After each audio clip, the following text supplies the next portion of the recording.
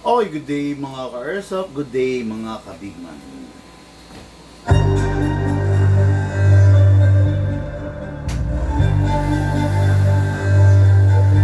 Isa ka ba sa napabilang sa kanilang mga emosyon tinatagay na mahihilat pangkaraniwan, kaibigan? Bakit di mo galawan ang pangarap mo para di maiwan? Iyang nasasaktan ka sa mga narating ng iyong kaibigan, maliwanag na ang taglay mo'y inggit, sumabay ka nang hindi ka naiinggit, kaysa manira ay pumikit ka kapag inggit, habang buhay ka na lang ba na inggit.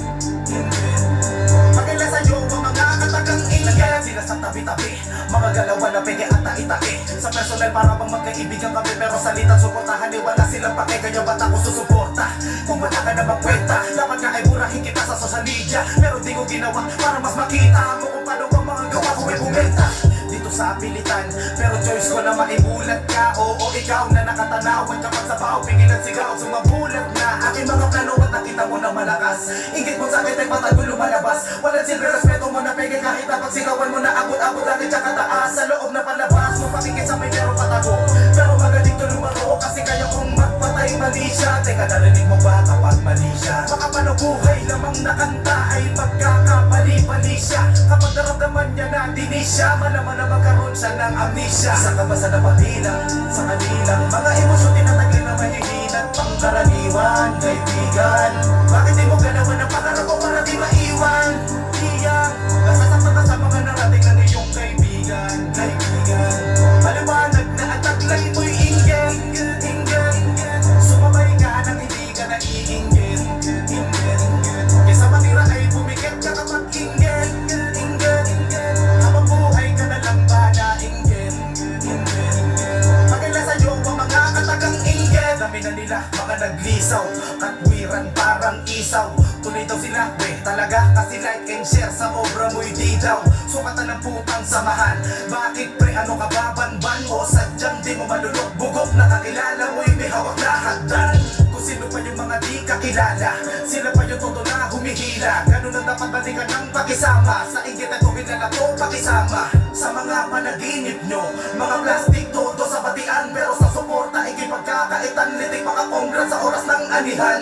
Kaya sa hapat kainan, piliin yung mabuti pakikiharapan. Kasi mga peke yan, asitado bumira lalo na sa likuran.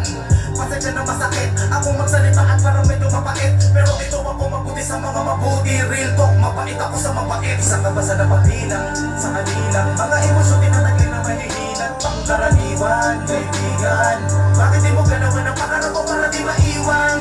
Iyang nasasaktan ka sa mga narating ng iyong kaibigan, maliwanag na ang taglay mo'y inggit, sumabay ka nang hindi ka naiinggit, kaysa manira ay pumikit ka kapag inggit, habang buhay ka na lang ba na inggit. Okay, hello po, good evening sa inyo lahat mga ka-Airsoft. Good evening po, magkakasama na naman po tayo sa isang gabi ng review and unbox ng unit ng ating mga bossing. Ngayong araw na to mga ka-Airsoft, idaos natin yung review and unbox. Pasensya na kayo kung bakit ginabi. Kasi medyo late na rin nakapagpasok, no? Late na rin nakapag-confirm itong dalawang ka-Airsoft natin sa sa napakabihirang pagkakataon. Nagkasabay na naman yung mga pangregalo, no? Okay, hello po, shoutout po, Jenny Mariano. Okay, si Ma'am Jenny Mariano ay magbibigay ng regalo sa magbe-birthday niyang mister na si Sir Roberto Mariano of Santiago, Isabela.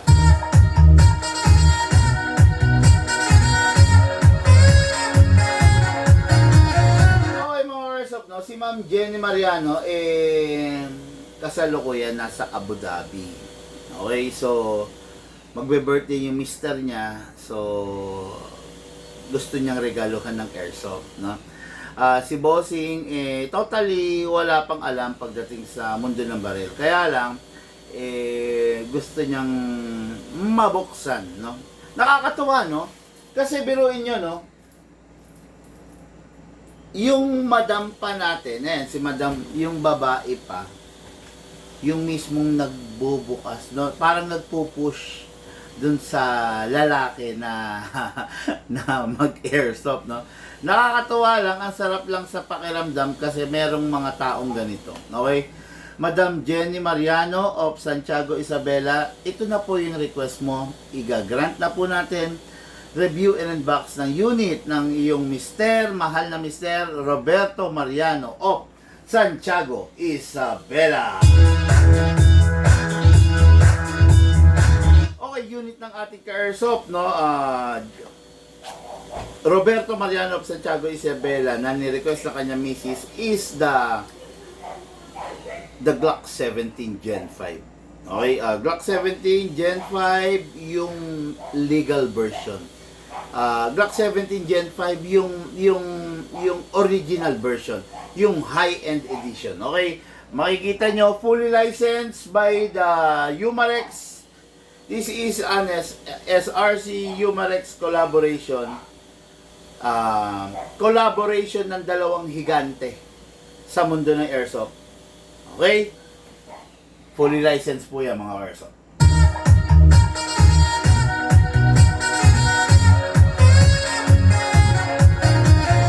Okay, what is good and special about this unit?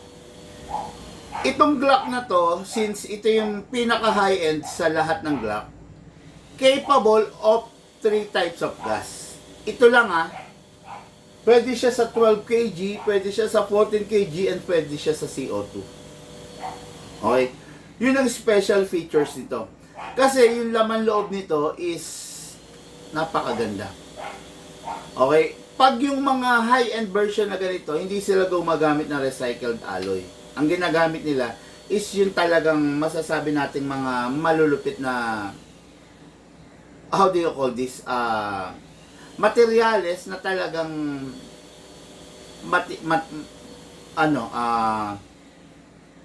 hindi na talagang matigas, no?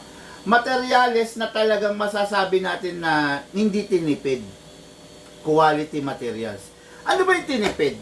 Kasi yung mga ibang unit, mga airsoft, mga ibang maker, gumagamit sila ng recycled alloy. While this one is, ang gamit nila is CNC steel or CNC na pundido, basal. Okay? Iba kasi yung integrity ng isang materials pag sinabi mo recycled. Medyo may kalambutan na siya kumpara mo dun sa mga original. High-end version, fully licensed version, kaya hindi magpapasira. And what is good and special about this, pwede mong alisin tong plate na to, then pwede kang mag-upgrade ng scope. Yan.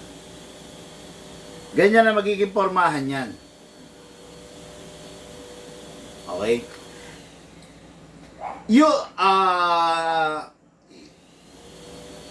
Ito pwede, pero ito kasi hindi. Hindi ko kasi pwede pagsabayan kasi magkaibang may-ari. Okay? Pero pagbabanggain na lang rin natin, sige, no? Ito, this is the high-end version. Okay? Hindi, pakilala na rin natin, Okay, ito namang next unit natin is unit ng ating ka-airsoft. Kung ito, pang-birthday, pambigay sa birthday, pang-regalo sa birthday, ito naman, 15th anniversary ng mag-asawa. Okay? Hello po sa inyo, Madam Jill and Sir Joe of Concepcion, Marikina.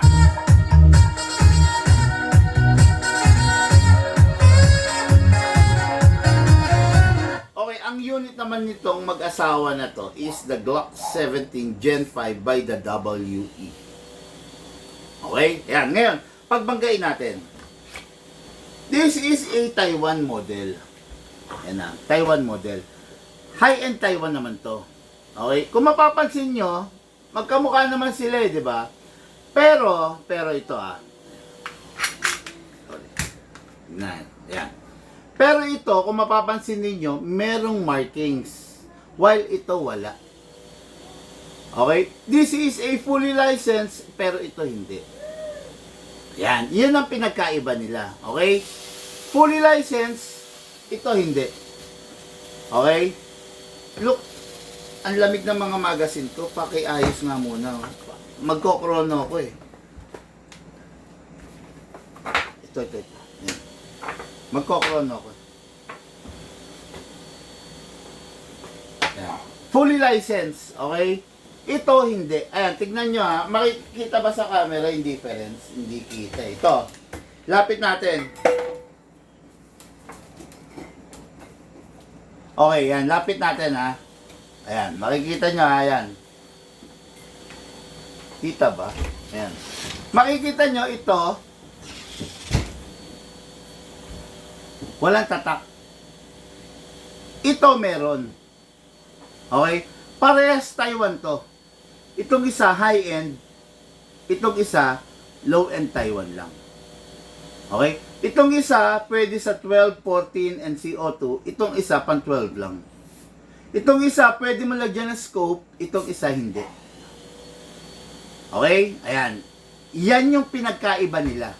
Okay? Ngayon, makikita nyo rin, syempre, i-kokrono rin natin to.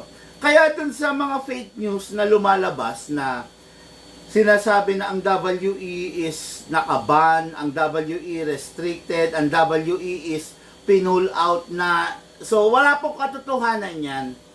Kasi kung makikita nyo, this is a fully licensed. Ang WE, naglabas din ng Glock. Pero, hindi naman sila naglagay ng hindi sila nag-claim ng mga print.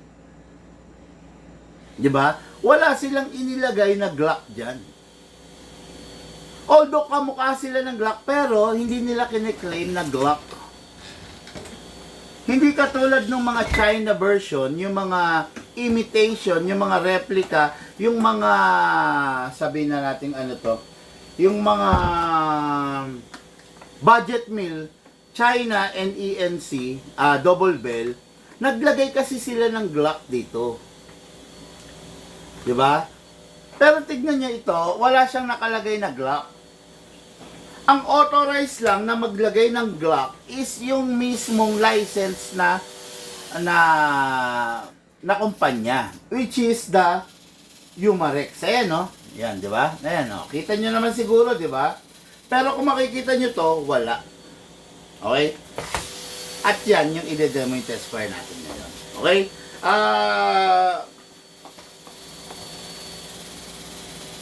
Hindi ko pwedeng pagsabayan eh. Kasi magkaiba to eh. Unahin ko na lang muna. Ipapakita ko sa inyo yung chrono test nito. Ipapakita ko rin sa inyo yung chrono test na to. Okay? Upgraded ba to? Okay, both of the unit are upgraded naman eh. Pero, syempre, expected na natin na mas matinding dumiin to. Okay? Unahin na natin, unit natin Airsoft, Jenny and Roberto Mariano of Santiago Isabela. Si Madam Jenny ay nasa Abu Dhabi ngayon. Bali ito, pangre-regalo niya sa mister niya na magbe-birthday. Okay? Number 1, syempre ang mga Glock, kailangan nilalagyan ng silicone oil sa ibabaw. Pag kayo, bumili kayo or bumibili pa lang kayo ng Glock ninyo or ng unit ninyo, ng Airsoft ninyo, tapos hindi kayo tinuturuan or hindi kayo binebentahan nung seller ninyo ng silicone oil, magtaka na kayo.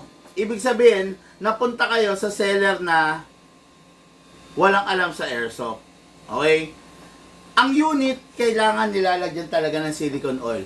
Pag yung seller hindi nagpapalagay ng silicone oil or hindi niya kayo nire-recommenda na mag-silicone oil, ibig sabihin, isa lang ang gusto niyan. Yung unit nyo gusto niya masira agad. Para pag nasira agad yung unit ninyo, bibili ulit kayo. Okay? Pero dito sa Bigma, kasi lifetime warranty po kami, hanggat maaari, ayaw ko masisira yung unit nyo. Kasi ako rin ang mga problema eh. Okay? Spray tayo sa ibabaw. Kasa natin, ilak natin manually, spray tayo sa nozzle. Okay. Release, then rest. Asan ang magazine? Yung magazine ko, inaalis ko dito sa mismong harapan natin kasi mga Airsoft, nasa aircon tayo eh. Okay? Press the valve, then spray. Then dito rin sa ilalim to. Dito sa ilalim spray. Okay? Ngayon maglagay tayo ng gas, no? Ang nilalagay natin na gas is 12 kg only. Okay? 12 kg kasi para makuha natin. Pero itong unit na to, pwede siya sa 12, pwede sa 14, pwede rin sa CO2. Okay? Upside down, then press down. 1, 2. 1, 2. Ayaw. Okay. Anyway, so, pwede siya sa 12, pwede sa 14, pwede sa CO2 tong unit na to. Okay? Balik natin yung base pad, then lagay tayo ng bala. 0.20 grams para pag chrono at tayo pababa. Place your right thumb here. Dito po ilalagay yung bala. Pump lang po.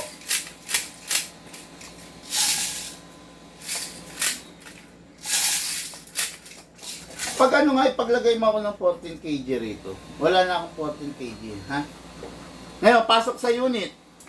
Malakas. Asa? Ready to fire. Okay? Tignan nyo mga ka-airsoft pa. Ang mga Glock, normally, ang chrono niyan mababa lang. 300, 320, minsan nga 285. Ito, huwag kayo magtataka kung medyo mataas kasi naka-upgrade po ito. Okay? Firing po tayo. Firing! Wala. Ayaw. 383. 383 FPS. Napakalakas niyan. Aircon pa, 388 FPS. 381 FPS. 383 FPS. Napakaganda ng FPS niya, stable na stable. Pagpasensyahan nyo na kasi nasa aircon ako. Pero kung wala ako sa aircon, nasa inita tayo ng araw, under the heat of the sun, malamang sa malamang 400 FPS to. Okay? Kaya lang nasa ito yung aircon eh.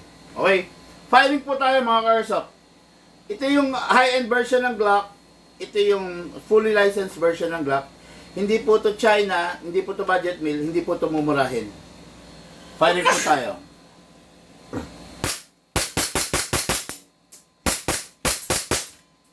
Open slide kasi wala na siyang bala. Next thing to do, release the magazine.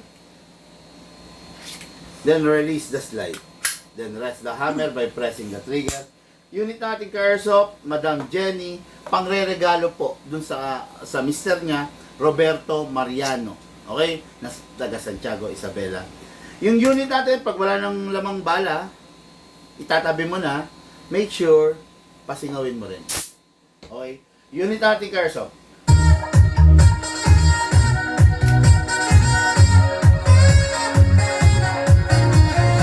Okay, nakita nyo, di ba? Nakita nyo naman. Look, pengi ako 12 kg dyan. Wala na rin ako. Pengi ako ng isang 14. Para kailangan may 14 ako rito eh. Nakita nyo naman, 380. Yung high-end, 383. Ganon, di ba? 388. Tignan natin to. Okay? So, dapat to, 400 dapat. Kaya lang nasa aircon tayo. Ngayon, tignan natin to. Okay? Ganun din to. Glock 70 Gen 5 din to. Pero wala siyang markings. Kasi W ito. Taiwan to. So, ang WE, hindi nila kine-claim na license sila. So, walang illegal sa kanila. Hindi katulad ng ibang brand na China, naglalagay sila ng Glock na tatak. Yun ang nagpa-illegal sa kanila. Okay? Yun yung mga illegal, yun yung mga pino-pull out, yun yung mga nakaban, yun yung mga bawal. Pero ang WE, hindi siya bawal kasi wala naman siyang kine-claim na Glock siya. Okay? Spray sa ibabaw, kasa ilak manually, spray sa nozzle. By the way, mga ka-airsoft pa, tulad nung kanina, full upgraded version, ito rin upgraded version. Ayan o. Ayan, tignan nyo yung barrel ha. Hindi gumagalaw. Pag hindi upgraded yung Glock, ganito. Ayan, ganito Kasi hindi to upgraded. Ayan Pero, pag yung Glock upgraded, ganito. Okay, ayan Upgraded, hindi upgraded. Okay? So, let's begin. Tatandaan nyo yung isa kanina, yung high-end, pwede mong lagyan ng ganito. Ito, hindi pwede. Katakot-takot na conversion ang gagawin mo. Okay? Ngayon, punin natin yung magazine, press the valve, then spray. Dito rin, spray. Okay. Ngayon, lagyan natin bala, .20. Pump.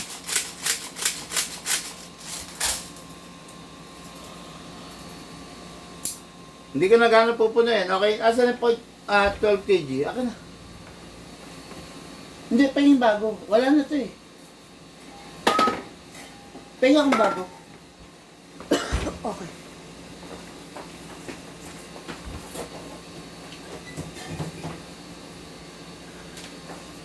O yan, 12 kg Okay.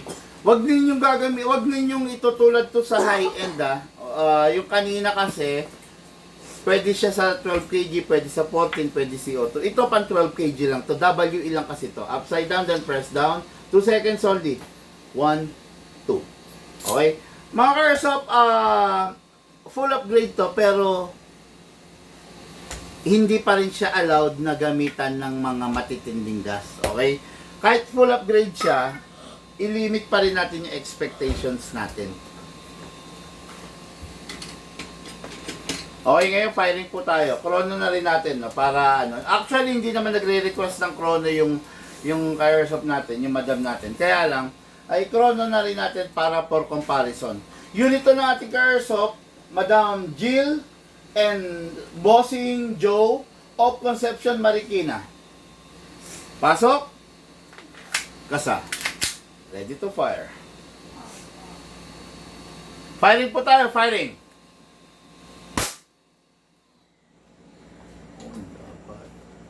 Firing!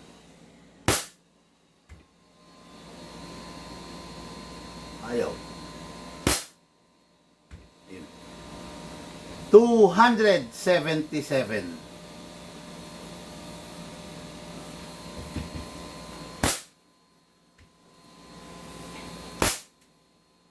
Yun. 342. Lakas na rin yan 338. Naku, napapansin nyo 342 then 338 biglang drop. 340. 337. Pwede na rin yan, no? Kasi dahil nga yung unit is upgraded. Pag hindi upgraded yan, mga nasa 300, 320 lang yan. Pero dahil upgraded, nakita nyo naman, kahit pa paano mas mataas siya. Halos 2011 na rin siya, di ba? Okay, this is the unlicensed version of Glock. Pero, again, ulitin ko, walang illegal dito sa Glock na to. Kasi wala siyang tatak ng Glock. Okay, firing po tayo. Firing. Open slide. Kasi wala na siyang bala. Next thing to do, release the magazine, then release the slide. Then, rest the hammer, syempre by pressing the trigger. Okay? Itong unit na to, ipapalalamove natin ngayon, going Concepcion, Marikina. Yung isa naman, dahil pang regalo yon, shipping yon. Okay? Hindi na naman pinikap yung mga flash natin. Tanong nga kay mama mo. Nagkakaroon po ng problema sa mga flash. No? Nagkakaroon ng problema. Yung mga for shipping hindi naman po na-pick up. Pero don't worry mga bossing, kami bahala, ipapollow up po namin. Okay?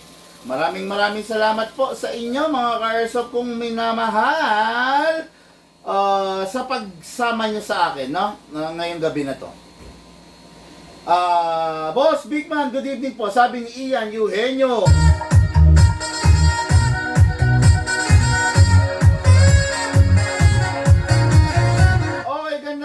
Sir Bigman, sabi ni Roy Jose.